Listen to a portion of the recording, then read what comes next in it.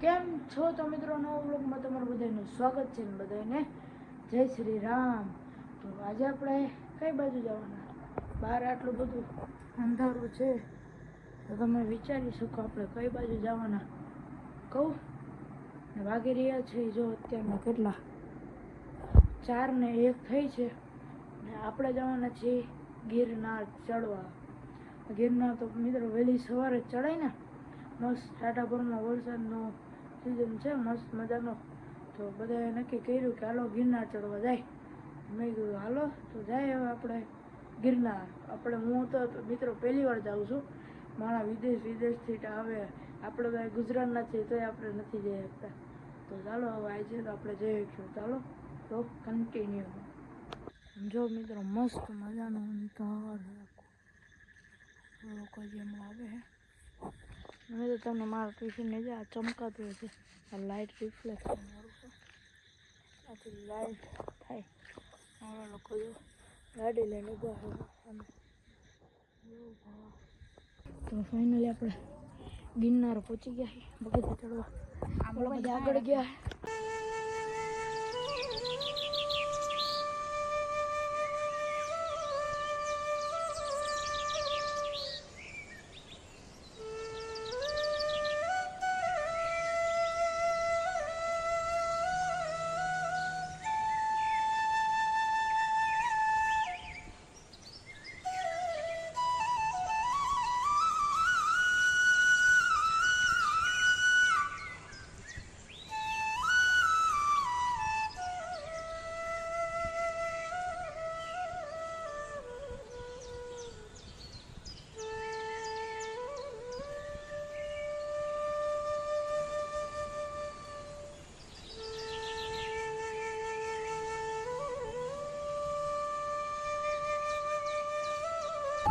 જો મિત્રો વાદળા જો ખાલી જાય ફટાફટ તો લીવર જાય ઉપર.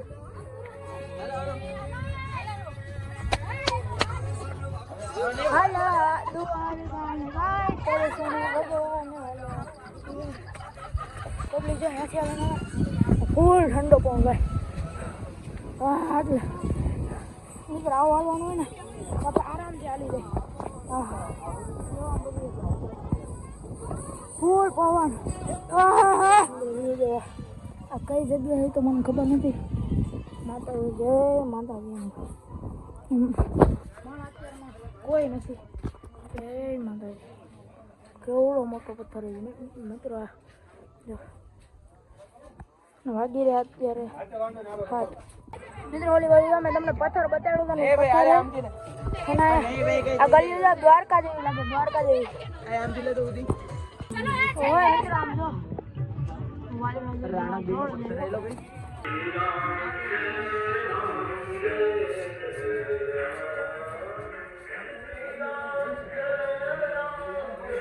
ભાઈ છે વ્યૂ તો જો ખાલી હા બધો વાદળ વાસી જાય.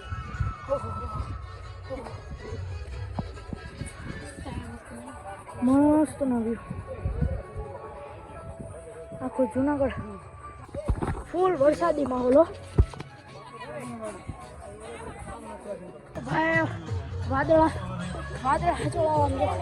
ઝાકર કેવું છે? ઝાકર ધુમ્મસ કહેવાય. હે ધુમ્મસ ઝાકર ધુમ્મસ. મિત્રો અહીંથી વ્યૂ જો મિત્રો પાણી જો કેટલું બધું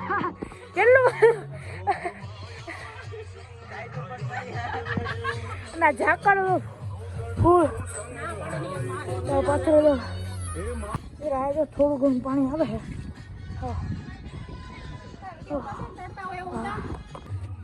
જય ખાકી હનુમાન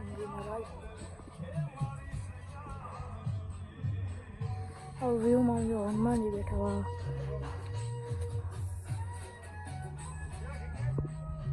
મારા વ્યૂ જો પથ્થરમાંથી મિત્રો કોઈક પડ્યું તો ઉપર તો બેઠા બેઠું. જૈન દેરાસર પહોંચી ગયા. આગળ અંબાજી જવાનું હોય.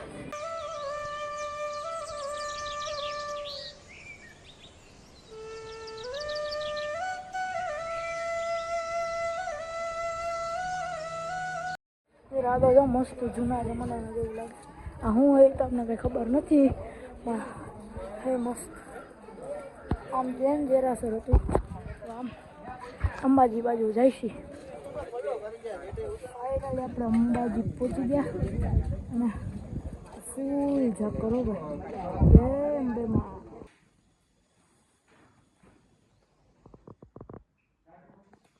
તો ભાઈ આપણે અંબાજીથી આવી ગયા છે દત્તાત્રેય તરફ. તો ફૂલ ઠંડો પવન આવે ઝાકર એવું બધું. ચાલો આપણે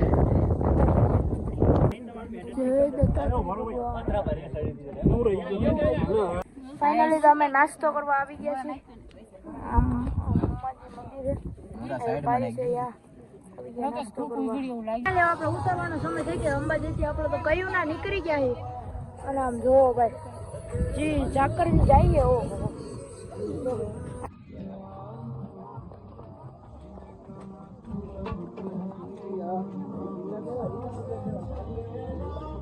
મસ્ત વાતાવરણ હો ભાઈ. ઓલું છે જૈન મંદિર. અહીંથી વ્યૂ તો આખો હોય ના છે ઉપરકોટ જેવા ઓલા જૂના જમાનાના ઓલા ગેટ હોય ને એના જેવા. ઓ ભાઈ સાહેબ, ઓ વાહ જૈન મંદિર.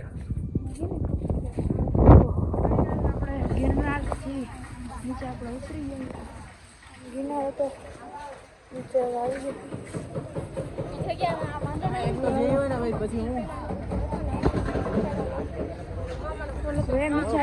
બાપુની જગ્યાએ જવાની. ચાલો જોઈ જાય કે મિત્રો. તો આપણે પહોંચી ગયા છીએ વેલનાથ બાપુની જગ્યા. એ આ કંઈક છે વેલનાથ બાપુની જગ્યા. તો પપ્પા તમને કહે છે અહીંની કહાની. ના પપ્પા સવાલ નથી ને. જય વેલનાથ બાપુ. આ ભવનાથની અંદર એક બહુ પ્રાચીન જગ્યા છે વેલનાથ બાપુની. અને એક અહીંયા વાવ છે જે વેલનાથ બાપુએ સીપીએથી ગાળેલી વાવ છે. બહુ જૂની પ્રાચીન. અને જે દાંતણ ચીરીને જે વડલો રોપ્યો છે ત્યાં વિશાળ તમે અત્યારે વડલો જોઈ રહ્યા છો આ વેલનાથ બાપુની જગ્યામાં. અને વેલનાથ બાપુનું અહીં ધૂણો.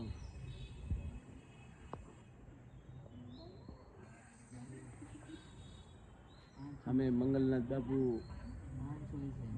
બાપુ જે બેહતા એ જગ્યા. અને અહીંના તો અપરમ પરચા છે ભાઈ. વેલનાથ બાપુની તો શું વાત કરવી. દુખડ બાવા હતું હળવો હળવો હાલ છે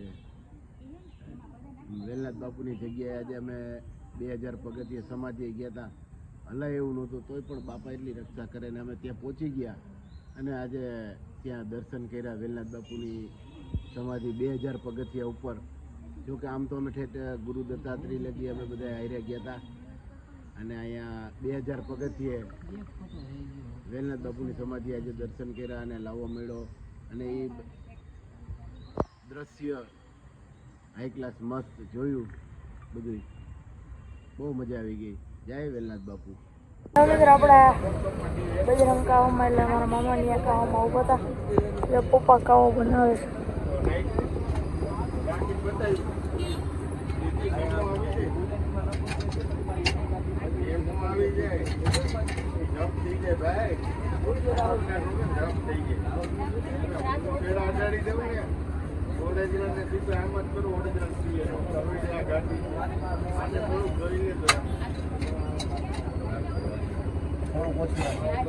પાણી પાણી પી રહી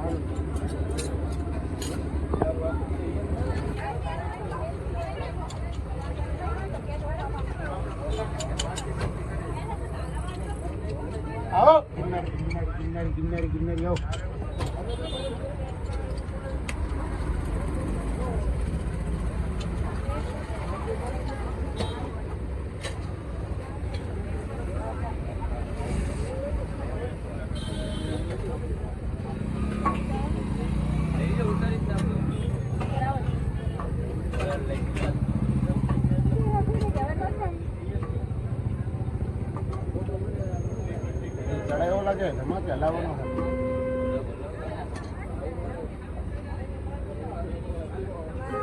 તારે ઊંચું બહુ પડે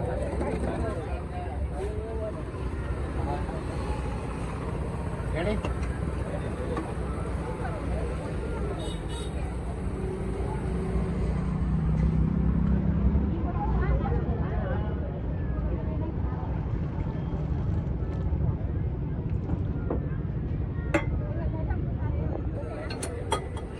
ફાઇનલી આમ જો ગરમા ગરમ ખાવો બજરંગ ખાવો આમ જો